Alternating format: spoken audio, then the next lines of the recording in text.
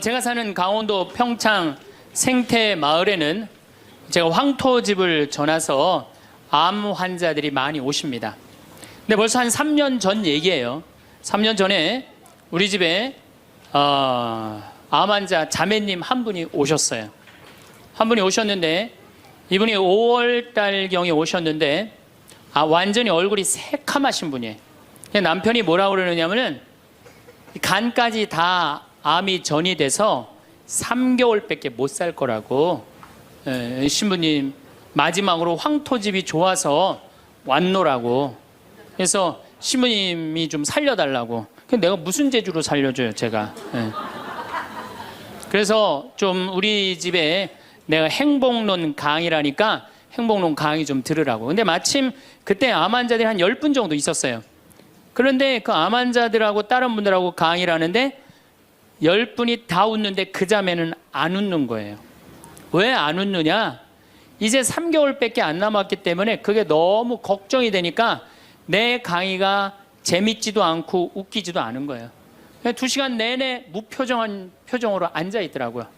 그래서 강의 끝나고 내가 자매님을 불러서 자매님 나하고 얘기 좀 하자. 자매님 뭐가 이렇게 걱정이 많으냐. 자매님 지금 근심 걱정은 3개월에 죽는다는 거 걱정을 하는데 3개월에 죽을지 3년 후에 죽을지는 아무도 모른다. 그리고 사실은 오늘 저녁에 교통사고로 죽는 사람도 많고 물에 빠져 죽는 사람도 많다. 우리는 하루를 즐겁게 살면 된다. 내일 걱정은 내일이 알아서 한다. 여러분들 마태복음 6장에 그 얘기가 나오죠. 무엇을 먹을까? 무엇을 마실까? 무엇을 입을까? 걱정하지 말아라. 하늘에 나는 새도 하느님이 먹여준다. 솔로몬도 들에 핀 나리꽃처럼 영화롭게 입지 못했다. 너희들은 오늘 일은 오늘로 족하다. 내일 걱정은 내일이 알아서 할 것이다. 오늘 수고는 오늘로 족하다. 이렇게 말씀을 하셨다. 내일 거 걱정하지 말아라. 그리고 내가 막 자매님한테 혼을 냈어요. 근데 이 자매님이 이틀 동안 집에서 안 나오더라고. 나한테 혼나갖고. 나한테 위로받을 줄 알았더니 그 이틀이 지나고 나서 자매님이 그러더라고. 신부님 생각을 해보니까 내가 남은 3개월 동안 이제까지 하느님의 50년 동안 베풀어 주신 은혜 감사하기도 시간 모자라다는 생각이 든다는 거예요. 마음이 바뀐 거죠. 마음이 바뀌부터 이 자매가 웃기 시작하는 거예요. 막 웃기 시작하는 거예요. 강의를 듣고 웃고 막 그 동료 환자들하고도 산책 다니면서 웃고. 사람이 웃으니까 참 보기 좋더라고요.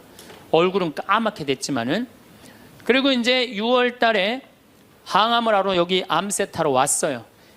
항암을 뭐 거의 5년 동안 암하고 투병을 했으니까 항암을 이제 한다고 10일 있다가 온다는 자매가 가자마자 6일 만에 돌아왔어요. 왜 돌아왔냐 그러니까 신부님 자기가 5년 동안 항암을 하는 동안 정말로 매번 토하고 매번 울었대. 너무 아파갖고. 근데 이번에 가서 항암을 했는데 안 토했다는 거예요. 안 아팠다는 거예요. 너무너무 좋더라는 거예요.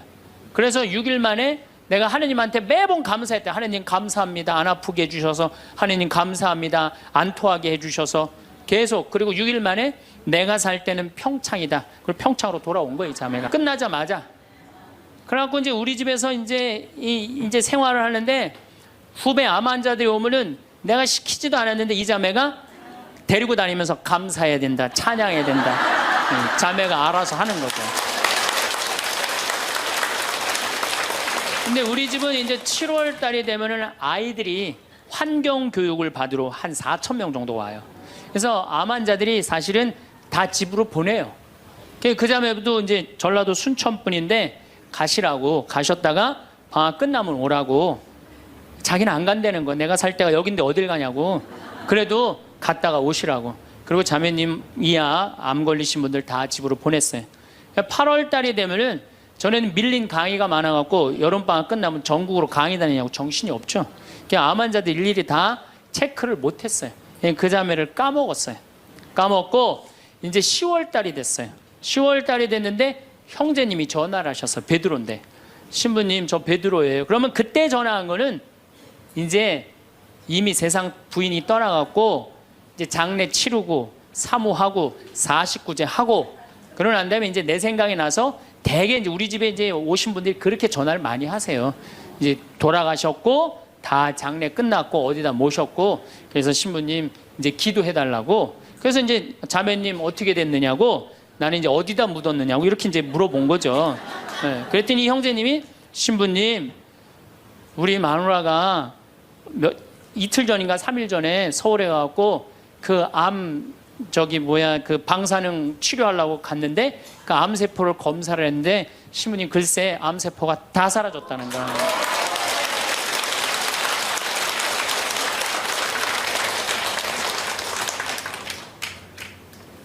마음을 어떻게 먹느냐에 따라서 굉장히 많이 틀려요. 물론 또 하느님이 불러가시면 어쩔 수 없는 거고 저는 하느님이 불러가는 것도 나쁘지 않다고 생각해요. 예, 불러가면 얼마나 좋아요. 요즘 그 미국에서 어떤 박사가 이제 죽었다가 다시 살아난 사람들 조사를 해봤대잖아요. 죽었다가 나도 이제 그 본당 사목하면서 죽었다 살아난 사람들 얘기를 들어보면 아주 거의 똑같아요. 딱 죽을 때 그냥 터널 같은데 빛을 빨리 올라간다는 거예요. 그래갖고 그냥 전생애가 다 보이고 그리고 정말로 빛이 있는 곳으로 나간다는 거예요. 내가 그 많은 분들 병자성사 해보면서도 정말로 편안하게 돌아가시는 분들을 보거든요. 그러니까 사실 살아도 좋고 죽어도 좋은 거예요. 뭐 이렇게 걱정할 게 많아 믿는 사람들이. 그렇지 않아요? 어쨌든 그래도 살아있는 게 낫지 아직까지는. 그렇잖아요. 그 여러분들 죽는 거 걱정하지 마세요. 절대 죽기 전까지는 안 죽어요. 죽기 전까지는 걱정하지 마세요.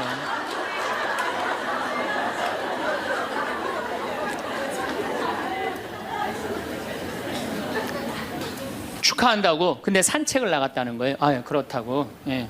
그래갖고 이제 11월 달이 됐어요. 우리 집에 이제 은퇴 신부님들이 자주 오세요. 그래갖고 이제 은퇴 신부님들 장어를 사드린다고 내 차에 모시고 가는데 저녁에 전화가 왔어요.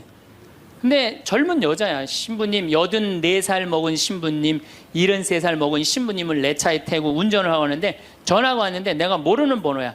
근데 저쪽에서 너무 이쁘고 젊은 여자가 신부님 저예요 그러는 거예요.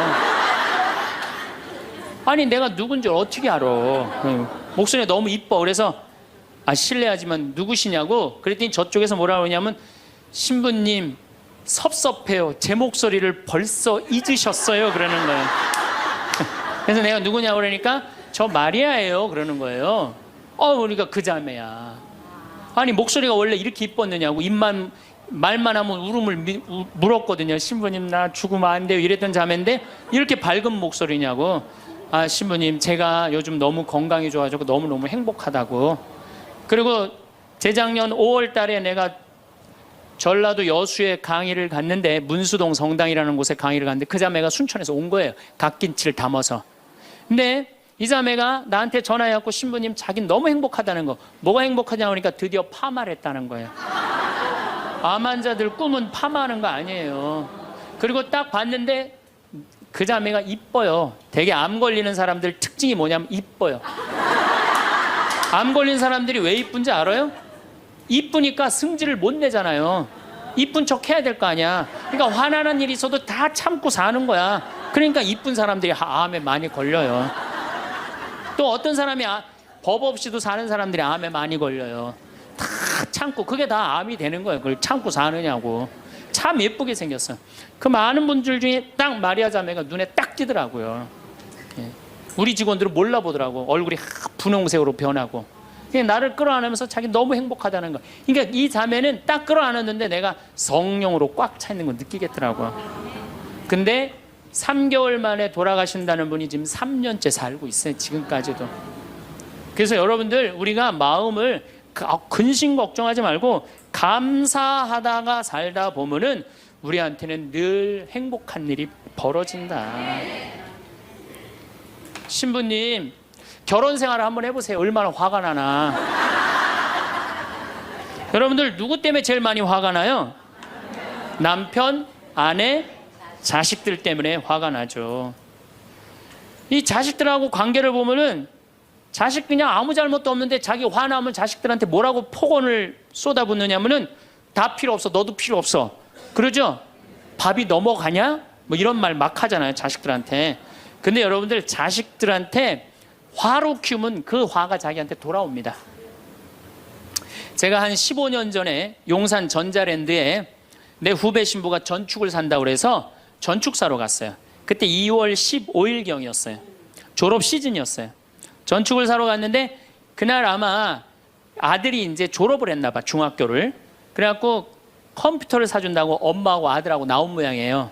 근데 엄마는 100만 원을 들고 나오고 아들은 그 컴퓨터 앞에서 150만 원짜리 컴퓨터를 자꾸 사고 싶어 하더라고요. 그러니까 이제 아들하고 엄마가 오니까 엄마가 슬슬 열받는 거지. 아들이 그냥 100만 원짜리 사면 좋은데 150만 원짜리 자꾸 산다고 우기니까 엄마가 너무 열받으니까 이 감정을 조절하지 못하고 아들 귀싸대기를 때렸어요.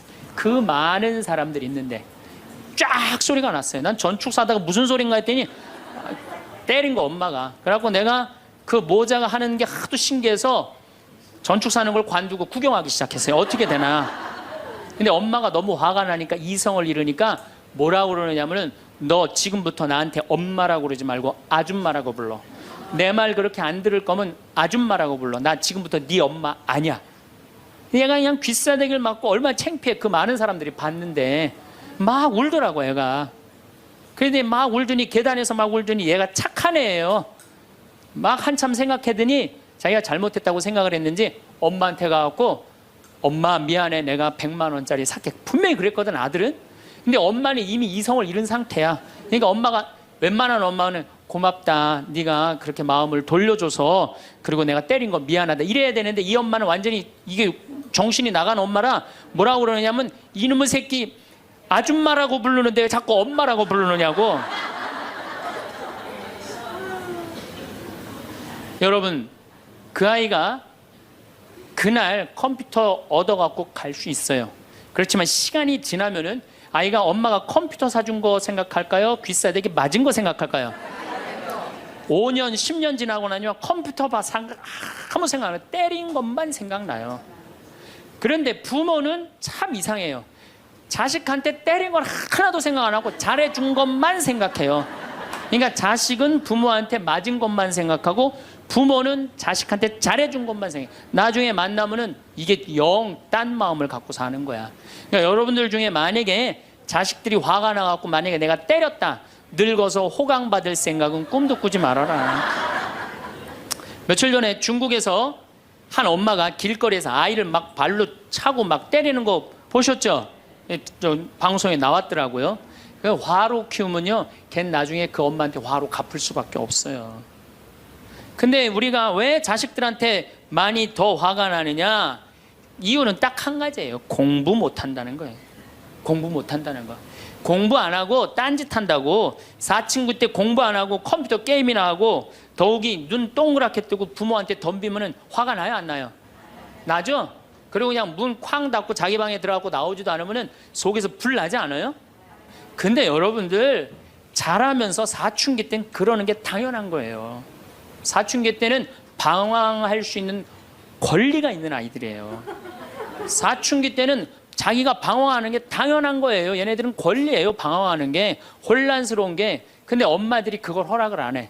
내가 좀 마음이 산란하고 그냥 몸도 막 변하고 그냥 정신도 이상하고 여자 보면 막 가슴이 흥분되고 막 그래갖고 학교도 가기 싫고 그래갖고 그냥 마음이 산란해갖고 오늘은 학교를 하루 접고 명동에서 좀 고민 좀 해야 되겠다. 학교를 하루 안 갔어. 학교 선생님이 엄마한테 애가 학교 안 왔다고 그냥 찾아보니까 명동에서 그냥 애가 그냥 왔다 갔다 하는 거야. 엄마 미치는 거죠. 엄마 뭐라 그래? 너 방황은 나중에 지금 공부하고 방황을 엄마가 명동에서 대신해 줄 테니까 너는 지금 뭐 해야 돼? 공부해야 돼. 얘는 방황할 자격도 없는 거예요, 우리나라 애들은. 그러니까 우리나라 애들은요, 부모를 마귀로 보는 거, 마귀로. 자기를 괴롭히는 마귀로 보는 거예요. 부모가 어디 있어요.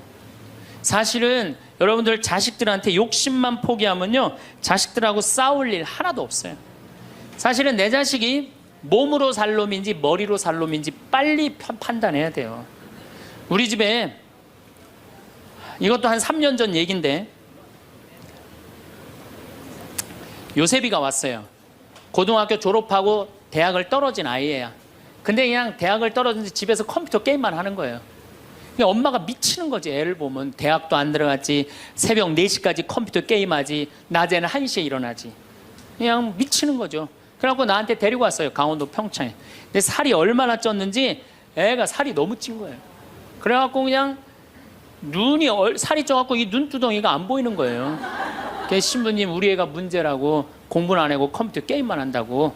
그래갖고 그냥 내가 애를 보니까 이 눈두덩이 찢어진 눈두덩 사이로 개 눈을 자세히 들여다보니까 애는 문제가 없더라고요. 애는. 근데 애가 살이 얼마나 쪘는지 100kg인지 110kg인지 120kg인지 130kg인지 알 길이 없는 거야. 왜? 우리 생태마을의 저울은 100kg까지 밖에 재는 게 없거든. 올라가면 막 뱅글뱅글 도는 거 저울이. 그래서 내가 고추 빨 때 방앗간에 나갈 때 달아봐라. 그래서 달아봐. 그랬더니 얘가 몇 킬로가 나냐? 130kg가 나서 130kg. 그래갖고 일단은 하여튼 놔두고 가라고. 그래갖고 이제 엄마는 갔어요. 엄마는 가고. 근데 애가 참 건강한 애예요. 정신도 맑은 애 아이고. 부모 입장에서 문제인데 내 눈에는 문제가 아니더라고. 너 밭에 나가서 일 좀 해라. 그래갖고 이제 다 큰 애니까 밭에 나가서 일을 하고 일주일 지나고 난 다음에 관리장한테 물어봤어요. 걔 어떠냐고 요셉이. 그랬더니 관리장이 넘버 원이라는 거예요. 엄마는 문제라고 데리고 왔는데 우리 생태마을의 관리장은 넘버 원이라는 거예요. 일도 잘하고 성격도 좋고. 기가 막히더라고. 어떻게 일을 잘하냐 하니까 애가 힘이 좋아갖고 물건도 게으름을 안 핀다는 거예요. 게으름을. 여러분들 얘가 몸으로 살래요? 머리로 살래요? 몸으로 살래죠?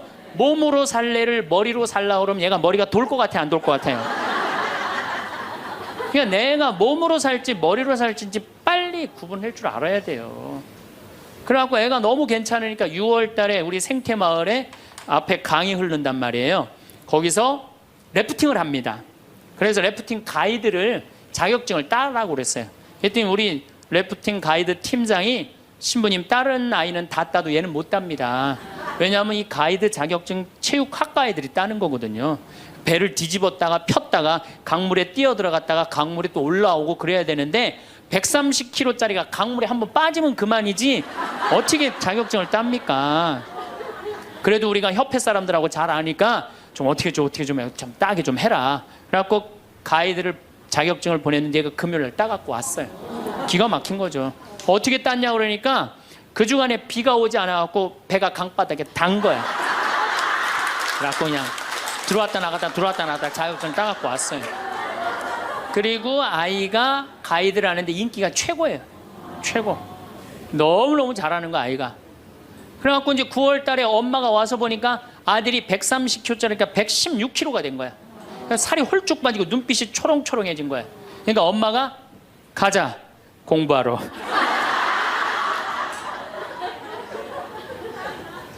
제가 보기에는 이 아이는 우리 집에 4년 동안 일하면은요 돈 5천만 원, 6천만 원, 7천만 원 벌어요. 왜냐하면 우리 집에 일하면 돈 주거든요. 그럼 그 돈 모아갖고 사업을 해도 얘는 잘하는 애예요.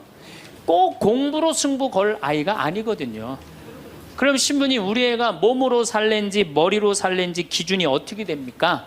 반에서 10등 안에 안 드는 놈들은요 다 몸으로 살 놈들이에요. 여러분들 자식들 중에 반에서 10등 안에 안 드는 애들은 다 몸으로 살 애들이야. 독일은 초등학교 졸업하면서 중학교 올라가면서 갈릅니다. 대학 들어가래 아니면 기술 배우래. 그래갖고 갈러도 학교 선생님이 갈러놔도 우리 애가 왜 이 머리가 나쁘냐 이렇게 따지는 부모 하나도 없대요. 그러니까 그 독일 사람들은 그게 내 아이가 몸으로 살고 손으로 기술로 하는 걸 좋아한대요. 그리고 그렇게 아이가 살도록 도와준대요. 근데 우리는 만약에 그렇게 했다. 내가 교장 선생님들, 교감 선생님들한테 강의 한번 간 적이 있어요. 연수원에 가서. 그랬더니 교감 선생님들이 만약에 우리가 그런 결정을 하면 지금 학부형들한테 맞아 죽는다는 거예요. 우리나라 부모님들이 욕심이 너무 많은 거예요. 자식들한테. 그러니까 자식들이 희생당하는 거죠. 자식들이 희생당하는 거예요. 그러니까 독일은 대학을 졸업하는 비율이 아이들의 한 25% 정도밖에 안 된대요. 대학을 졸업하는 아이들이. 들어가는 애들도 많지 않고, 미국은 뉴욕 잘 사는 데가 대학 졸업하는 비율이 60%예요. 60%. 그런데 우리나라는 대학에 지금 입학하는 게 몇 프로냐면 92%예요.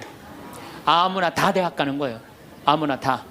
그러니까 독일은 몸으로 사는 애들이 75%야. 그렇죠?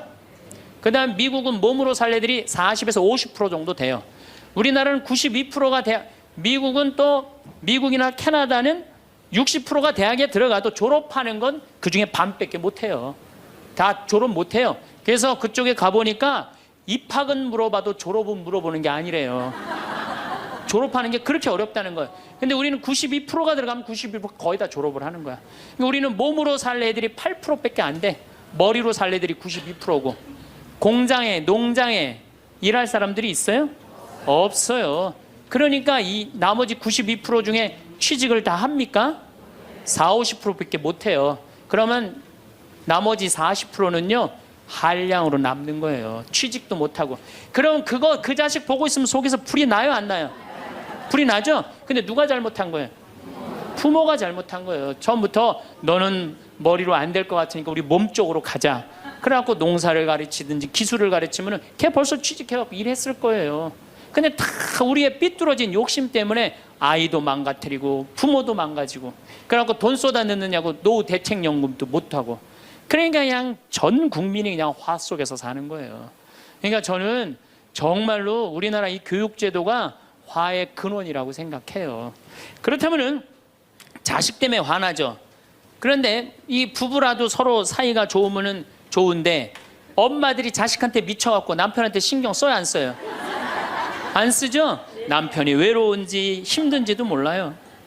근데 자식들은 부부가 막 사랑스럽고 이렇게 다정하게 지내는 부모를 본 자식들은요 안정스럽게 자란대요. 근데 부부가 맨날 싸우고 막 이러는 자식들은요 굉장히 불안정하게 자란다는 거예요. 그래서 저는 정말로 감사한 게, 저는 고등학교 졸업할 때까지 부부는 안 싸우는 건 줄 알았어요. 부부는 한 번도 부부 싸움을 본 적이 없어요, 저는. 근데 내 고등학교 때 친구가 아이 뭐 술 먹자고, 고등학교 때 그 왜 그러냐 그러니까 아버지가 엄마를 때려갖고 눈탱이가 밤탱이가 됐다는 거예요. 자기 너무너무 괴롭다는 거예요. 그래서 저는 그때 충격받았어요. 어떻게 부부가 싸우느냐, 그런 충격을 받았어요, 저는. 왜냐하면 나는 우리 어머니 아버지 싸우는 걸 한 번도 못 봤거든요. 그래서 내가 그 얘기를 얼마 전에 우리 형제들이 다 모였을 때, 나는 어머니 아버지 싸우는 걸 한 번도 못 봤다 그랬더니 우리 형제들이 이구동성으로 딱 한마디 하더라고요. 신부님이 집에 붙어 있은 적 있어야지 그걸 보는 거 아니냐.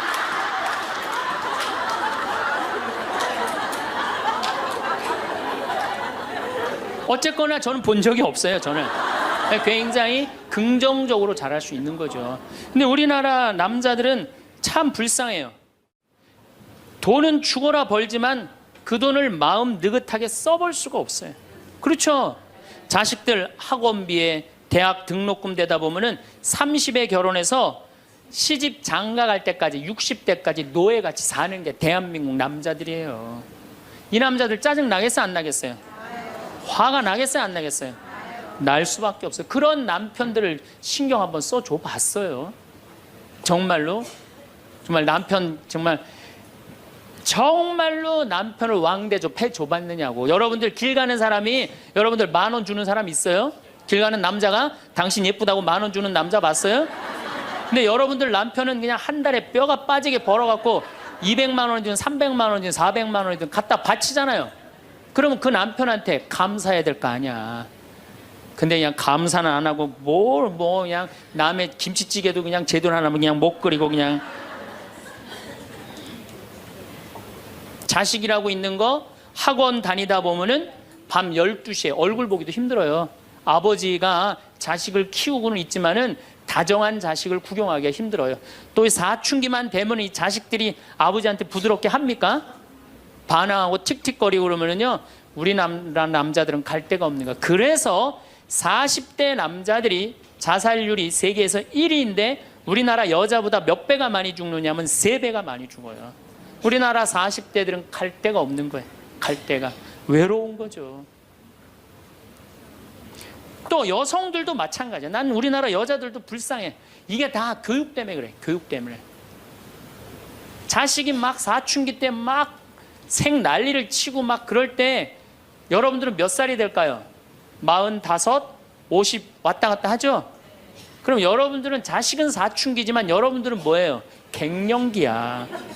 그러니까 갱년기가 되면 사실은 굉장히 케어가 필요한 거예요. 여러분들 굉장히 돌봄이 필요한 나이예요. 막 피부 쳐져요, 안 쳐져요? 눈두덩 쳐져요, 안 쳐져요? 눈가 쳐져요, 안 쳐져요? 볼 쳐져요, 안 쳐져요?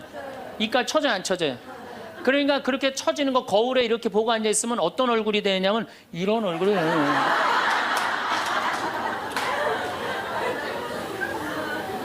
사람은요, 눈가가 올라가야지 이쁘고 이가가 올라가야지 이쁘거든요. 그러니까 이제 50이 되면은 이쁜 게 하나도 없는 거야. 그러니까 젊은 여자들이 이쁘게 보이려고 화장할 때 어떻게 연필을 막 위로 그리잖아, 이렇게. 근데 50이 되면 연필로 그려도 결국 어떻게 돼요? 끝이 떨어지잖아요.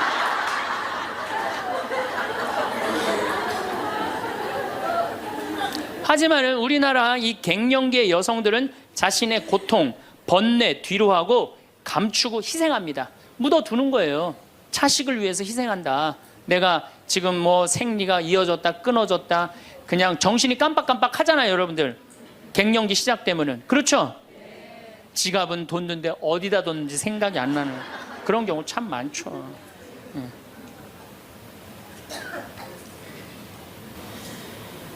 그러니까 자기만 희생한다고 생각을 하니까 화가 나는 거예요. 화가 나는 거. 더욱이 50이 되면은 뭐에 걸리느냐? 빈둥지 증후군에 걸려요. 자식 공부하러 나가고, 그렇죠? 남편 돈 벌러 나가고, 자기는 50 되면은 아무도 옆에 없는 것 같은 외로움 속에 자기가 이제 빠지는 거죠. 그러면 이제 자식 보면 막 화가 나는 거예요. 남편 봐도 화가 나고, 몸에는 막 테스토스테론이 나와가고 힘은 흘러 넘치고, 그러니까 막 소리 지르는 거야. 그러니까 50 넘은 여자 중에 여자 같은 여자는 없고 전부 다 깡패 같은 여자들만 있는 거예요. 50 넘은. 그래서 나는 이 부부들 보면은 참 재미난 게 성당에서 내가 보면 얼굴도 예쁘고 정말로 상냥해요. 이 음식 반찬도 맛있게 하고, 그럼 남편하고 술 한잔 하면서 형제님 행복하다고, 저렇게 이쁘고 상냥하고 괜찮은 여자랑 살아서 정말로 부럽다고. 그러면은 형제님들 대부분이 뭐라고 그러냐면, 신부님 부러우세요? 너무 부럽다고. 그러면은 형제님들이 뭐라고 그러냐면 데리고 가세요.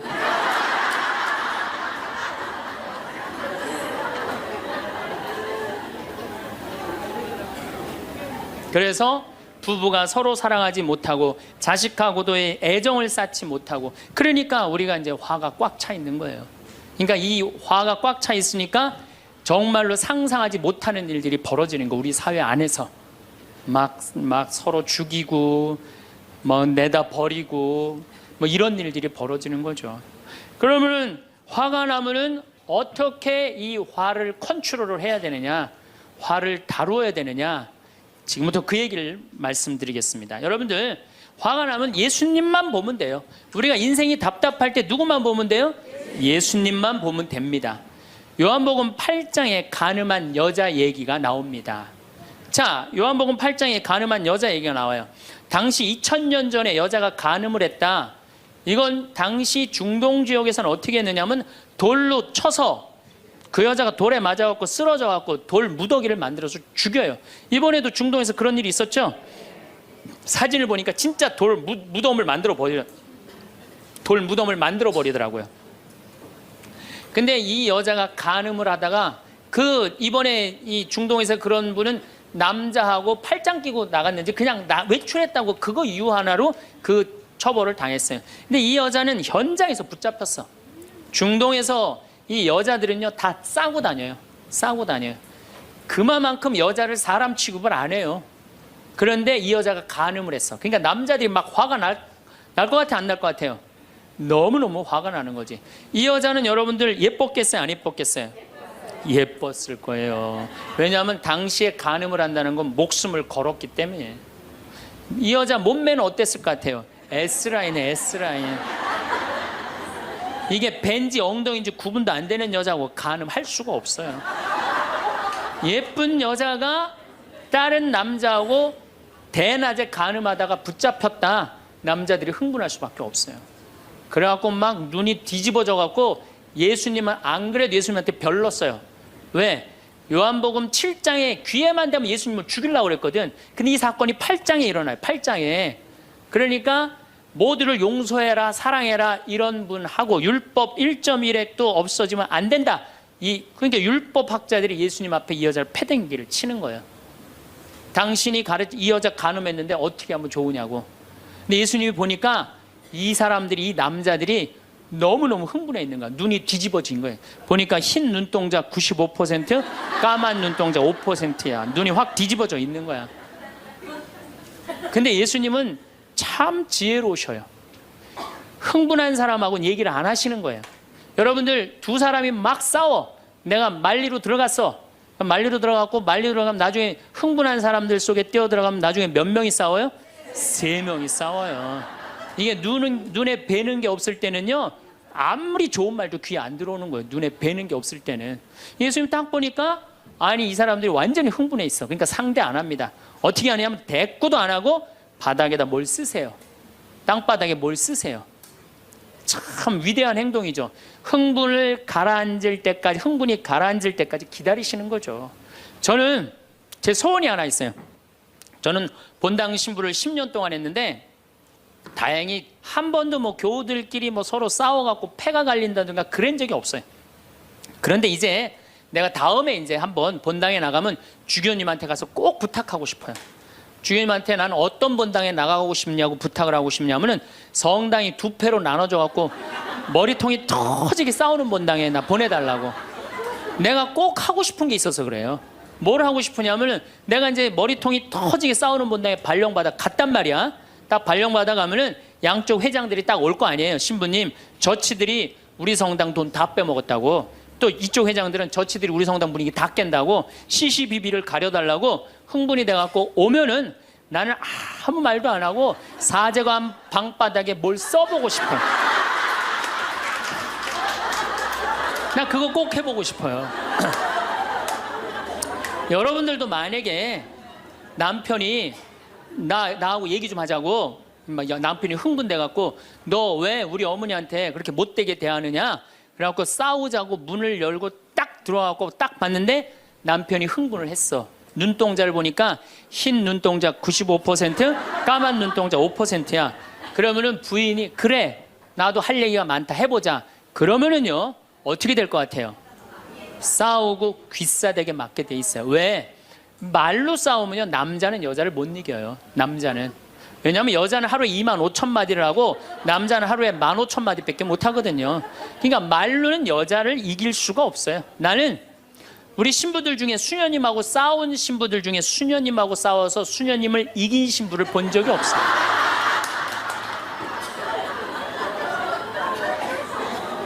말로는 안 되는 거예요. 그러니까 여러분들 남편이 흥분해갖고 딱 나하고 얘기하자 그러면 여러분들은 아무 대꾸하지 말고 방바닥에 뭘 쓰세요. 뭐 할 때까지? 남편 흥분 가라앉을 때까지. 예수님은 땅바닥에 쓰시는 거예요. 사실은 그거는 다른 뭐 아주 신학교 있을 때 뭐 많이 배웠죠. 뭘 써셨을까? 예수님이 과연 뭐 별 얘기를 들었는데 다른 의미는 아니고 흥분이 가라앉을 때까지 기다리신 거예요. 그래갖고 이제 이 사람들이 이제 흥분은 가라앉고 사건만 남은 거야. 사건. 그래갖고 이제 흥분이 좀 가라앉은 상태. 여러분들 아무리 화가 나도 열만 심으면요 웬만하면 흥분이 가라앉아요. 그 열을 못 쉬어서 흥분이 터지는 거죠. 그러니까 좀 어느 정도 흥분이 가라앉으니까 이 사람들이 물어봅니다. 이 여인을 어떻게 하면 좋겠습니까? 간음을 했는데. 그러니까 예수님이 딱 보니까 이제 흥분이 가라앉은 것 같아. 그러니까 딱 한마디 더 합니다. 그래? 그렇다면은 너희 중에 죄 없는 사람이 먼저 저 여자를 돌로 쳐라. 그리고 그 다음 행동이 기가 막히세요. 다시 땅바닥에 뭘 쓰세요. 이게 뭐냐면 생각할 시간을 주는 거예요. 생각할 시간. 여러분들 만약에 자식을 막 혼냈어. 너 한 번만 더 게임하면 엄마가 저 컴퓨터 부셔버린다고. 그리고 너 문 열어놔. 그리고 문 열어놓고 자기는 텔레비전 보고 있으면서 아들은 게임 하나 안 하나, 한쪽 눈으로는 게임 하나 안 하나 보고 한쪽 눈은 텔레비 보고 있으면 아들이 그걸 잘 받아들이겠어요? 더 욱하는 게 생겨요. 한 번 혼냈으면요 생각할 시간을 주는 게 중요한 거예요. 그러니까 예수님은 생각할 시간을 주는 거예요. 너희 중에 죄 없는 사람이 먼저 저 여자를 돌로 쳐라. 그리고 난 다음에 예수님 다시 땅바닥에 뭘 쓰십니다. 그런데 언제까지 기다려 주시느냐 하면 다 떠날 때까지 기다리는 거예요. 중간에 고개 안 돌리시고. 그리고 다 떠났어. 다 떠나고 나니까 그때서 고개를 들어서 혼자 남은 여인한테 물어봅니다. 여인아, 네 죄를 묻던 사람들이 어디 갔느냐? 아무도 없습니다, 주님. 그래? 그들이 만약에 네 죄를 묻지 않았다면 나도 네 죄를 묻지 않으마. 이거 기가 막힌 얘기예요. 왜? 예수님은 죄를 묻을 수 있는 권한이 있으신 분이에요. 얼마든지 그 여자를 징계할 수 있어요. 그렇지만 다른 사람이 묻지 않았기 때문에 나도 묻지 않겠다. 아, 기가 막히지 않아요? 예수님은 세 사람을 용서합니다. 첫 번째, 죽이다고 덤비는 바리사이들을 용서하고, 간음한 이 여인을 용서하고, 그 다음에 율법의 1.1획도 나는 어기로 온 것이 아니다, 없애러 온 것이 아니다, 이렇게 가르친 당신까지 용서한 거야. 다시 말해서 흥분이 가라앉으면요, 문제 해결은 다 돼요. 흥분한 상태에서 여러분들이 문제 해결하려면 해결이 안 된다는 얘기예요. 그렇다면은 이 흥분은, 화는 어떻게 하면 조절할 수 있느냐? 첫 번째, 숨을 잘 쉬어라. 이거는 모든 화를 조절하는 책을 읽어보면요, 첫 번째로 나오는 게 숨을 잘 쉬어라예요. 화가 나면은 숨이 가빠져요, 안 가빠져요? 가빠지죠? 씩씩거린다 그러죠? 이게 숨을 어떻게 주체하지 못해서 그러는 거예요. 근데 여러분들, 숨은 창세기에 보면은 하느님이 인간을 창조하시고 뭘 불어넣었다 그래요? 숨을. 그러니까 우리가 숨을 쉰다는 건 생명을 쉬는 거예요. 생명을. 그러니까 숨을 잘못 쉬면 생명을 잘못 다루는 거하고 똑같은 거예요. 근데 숨은 어떻게 내 몸으로 들어와서 코로 들어와서 심장으로 해서 이 위로 해서 그 다음에 단전, 배꼽 아래로 해서 간으로 해서 폐로 이렇게 돌아서 나가는 게 숨이에요. 그래갖고 온전히 산소 공급이 온 장기 안에 다 돼야 돼. 근데 화가 나면 여러분들 숨을 어디다 걸어놓고 쉬어요? 목에다, 목줄에서 딱 걸어놓고 싸우잖아요. 남편하고 싸울 때. 예, 내가 시집와서 당신한테 해준 게 뭐가 있어? 외식을 해줘서, 설거지를 해줬어, 그렇다고 여행을 시켜줘서, 밍크 코트를 사줘서, 다이아를 사줬어. 그럼 얼굴이 빨개져, 안 빨개져요? 왜 빨개지느냐면 이게 내려갔다 와야 되는데 여기만 딱 차 있으니까 점점 풍선처럼 부풀러 오르는 거예요. 그렇게 1시간을 소리 지르고 싸우면은 1시간 동안 여기 산소 통합니까, 안 통합니까? 안 통하면 여기가 무슨 병이 드느냐면 화병이 드는 거. 그래서 드는 병이 화병이에요. 그러니까 싸울 때 어떻게 싸워야 되냐면 숨을 쉬고 싸워야 되는 거예요. 싸울 때 어떻게 싸워야 되냐면, 당신이 말이야, 시집 와갖고 나한테 해준 게 뭐가 있어? 설거지를 해줬어, 그렇다고 외식을 시켜줬어.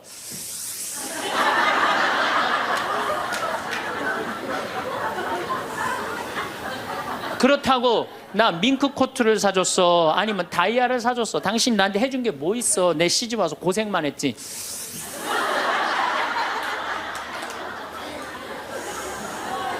그렇다고 내가 하느님 그렇게 열심히 믿었는데 예수님 태어난 나자렛을 보내줬어, 갈릴레아를 보내줬어. 나 이 집에서 종처럼 일만 했는데 당신 뭐가 있다고 나한테 소리를 지르고 그래? 이렇게 숨을 쉬고 싸우면은요, 절대 남편한테 귀싸대기 안 맞아요. 남편이요, 차분히 얘기하게 돼 있어요. 근데 막 흥분을 끌어올리면서 얘기하면 사람 감정이 격해져 갖고 이성이 사라지는 거예요. 그래서 우리가, 내가 너무너무 화가 나면은 심호흡을 10번만 하면은 굉장히 문제가 해결된다는 거예요. 그래서 여러분들, 화가 나면은 어떻게 해라? 숨을 잘 쉬어라. 두 번째, 화가 나면 어떻게 해라? 걸어라. 걷는 게 아주 중요합니다. 여러분들, 화가 날 때 묵주를 들고 나와서 동네 한 바퀴만 돌면은요, 알아서 마음이 정리가 돼요. 해결책도 알아서 나와요. 2시간, 3시간만 걸으면은요, 완전히 차분해져서 들어가요. 그러니까 화가 나면 그 자리에서 떠나야 되는 거, 무조건. 떠나는데 가만히 있으면 더 이게 일어나거든요. 그래서 이 꼼포스텔라라고 스페인의 야고보 성인 무덤 가는 800km, 그게 세계적으로 그렇게 인기가 좋은 게, 왜 인기가 좋으냐면은 그 걸으면서 사람이 치유가 다 되고 마음 정리가 다 되기 때문에 그러는 거예요. 그러니까 걷는 거는 건강에도 좋지만은 마음을 정리해 주는 게 걷는 거예요. 그래서 여러분들, 정말로 화가 나면 어떻게? 걸으세요. 그리고 정말로 큰 숙제가 있다, 내 인생에 큰 숙제가 있다 그러면은 도보 성지순례를 하세요. 도보 성지순례를. 저는 우리 교우들이랑 이 세남터에서부터 미리네까지 전체 교우가 밤 8시면 모여갖고 새벽 3시, 4시까지 저 미리네까지 걸었어요. 그 목요일, 금요일, 토요일, 일요일 4일을 걸었는데 그 한 4,500명 되는 교우들이 나한테 체험, 은혜 받은 얘기를 하는데 이건 보통 은혜 받은 게 아니에요. 허리 아프던 사람은 허리 다 낫고, 위장 아프던 사람은 위장 다 낫고, 마음 복잡한 사람 마음 정리되고, 사업이 막 안 돼갖고 괴로워하던 사람은 빛을 보고, 걷는 게 그렇게 우리 인생에 중요한 거예요. 그래서 내가 정말 문제가 있다, 새남터서부터 걸으세요. 새남터 우리 김대건 신부님 시신 모시고 미리네까지 원선시호 할아버지가 그땐 청년이었지만 갔잖아요. 그 생각하고 걸으면요 여러분들 은혜 많이 받으실 거예요. 그러니까 화가 나면 어떻게 해라? 숨을 잘 쉬고 그 다음에 어떻게 해라? 걸어라. 그 다음에 화가 나면 화를 조절하는 방법 중에 세 번째는 잘 먹어라. 이게 먹는 게 화를 먹는 경우가 너무 많아요. 인스턴트 음식, 그렇죠? 이거 잘못 먹으면요 다 화가 들어있는 거예요. 그리고 고기 너무 많이 먹으면요 화냅니다. 여러분들 사슴 싸나워요 안 싸나워요? 안 싸납죠? 사자 싸나워요 안 싸나워요? 싸납죠? 사자 뭐 먹어요? 고기 먹죠? 사슴 뭐 먹어요? 풀 먹죠? 내 아들이 나한테 덤비는데 막 리모컨 던지고 막 자기 막 방문 부시고 그러면은요 애가 성격이 나빠서 그런 게 아니에요. 아, 내가 고기를 너무 많이 먹여서 그렇구나. 그래갖고 걔를 뭘 먹이냐면 6개월 동안 풀만 먹여보세요. 6개월만 지나면 완전히 온순해집니다. 그리고 여러분들 우리가 먹는 게 화가 너무 많아요. 아주 비근한 예를 하나 드릴게요. 달걀을 예를 드릴게요. 달걀을 여러분들 닭들 어떻게 달걀을 낳아요? 우리 지금 여러분들 보통 드시는 닭들 다 가둬놓고 하죠? 재웁니까 안 재웁니까? 안 재우죠? 재우지도 않죠. 공간이 조그맣죠. 스트레스 받으니까 옆에 닭 막 좁니다. 부리로. 그러니까 어떻게 하냐면 부리를 잘라요. 못 쪼개. 그런 닭들이 놓는 달걀은 화가 들어있을까요? 안 들어있을까요? 화가 들어있는 거예요. 그런 음식들이 자연적이지 않은 음식들이 반자연적인 음식들을 우리가 먹는 게 문제예요. 우리 닭들은 내가 300마리 키우는데 막 날아다니면서 놓는 알들은 벌써 향이 좋아요. 딱 깨서 먹으면 아주 고소하고. 그런데 일반 그 시중에서 이렇게 사는 닭들은 막 약간 좀 비리고 이런 냄새, 그 스트레스 받는 거예요. 그럴 만큼 먹는 게 중요한 거예요. 그래서 자연식이라는 게 우리한테 그래서 중요한 거예요. 그래서 이 화도 커피 많이 먹으면 막 심장 두근두근 거려요, 안 거려요? 그런 상태에서 화나는 일이 있으면 폭발합니다. 그러니까 먹는 게 아주 중요하다. 네 번째, 우리가 화를 잘 다스리려면은 이게 음양의 조화, 인생을 좀 즐길 줄 알아야 돼. 인생을. 하느님이 6일 일하고 7일째 쉬셨어요, 안 쉬셨어요? 쉬셨죠? 그럼 여러분들도 일하고 쉬어야 돼, 안 쉬어야 돼요? 쉬어야 돼요. 근데 우리는 잘 안 쉬어. 하느님이 태양도 동그랗고 달도 동그랗고 산도 동그랗고 사람 머리도 동그랗고 이렇게 동그랗게 만들어 놓으신 이유는 동그랗게 살라고 그러는 거예요.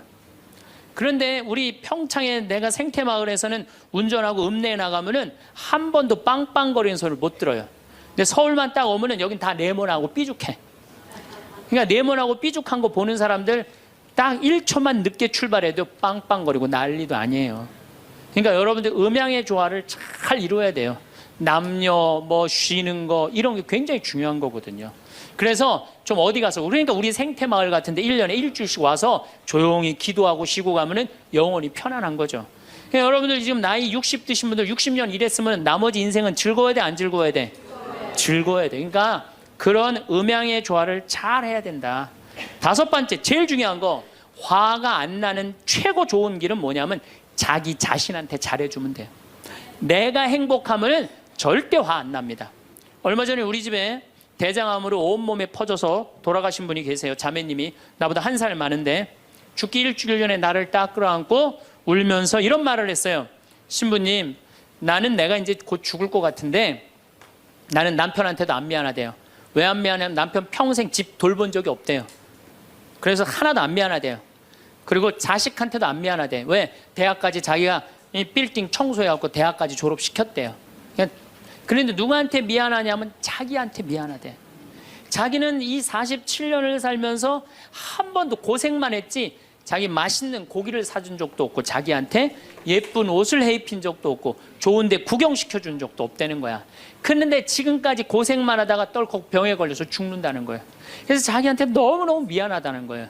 근데 이제 죽는다는 거예요. 자기한테 한 번도 잘해준 적이 없는데 너무 자기한테 미안하다는 거예요. 여러분들한테 잘해줘야 될 것 같아요? 안 잘해줘야 될 것 같아요? 괜히 그냥 참고 인내하면서 승질은 승질대로 부리고 그러실 필요 하나도 없어요. 이제 여러분들한테 맛있는 거 있으면 사주세요. 그렇죠? 예쁜 옷 있으면 사 입히고, 여러분한테 좋은 데 있으면 구경도 좀 시켜주고. 저는 저한테 잘해줍니다. 왜 잘해주느냐 하면은 나는 본당을 떠나 있기 때문에 본당 총회장님도 없고 부회장님도 없고 성무회장님도 없어요. 그러니까 나 고기 먹고 싶으면 사주는 사람 아무도 없어요. 내가 고기가 먹고 싶으면 내가 사줘요. 베네딕토 고기 먹고 싶냐? 가자, 내가 오늘 사줄게. 난 내가 데려와서 내가 사줘, 나한테. 그러니까 스트레스 받는 일이 없는 거예요. 남한테 섭섭한 것도 없고. 그래서 제가 항상 하는 얘기지만 집에서는 엄마가 행복해야 돼. 그래야지 자식이 행복한 거예요. 집에서는 아내가 행복해야 돼. 그래야지 누가 행복해? 남편이 행복한 거예요. 집에서는 며느리가 행복해야 돼. 그래야지 누가 행복해? 시어머니가 행복한 거예요. 그러니까 여기 계신 여러분들이 행복해야지 대한민국이 행복한 거예요. 이제는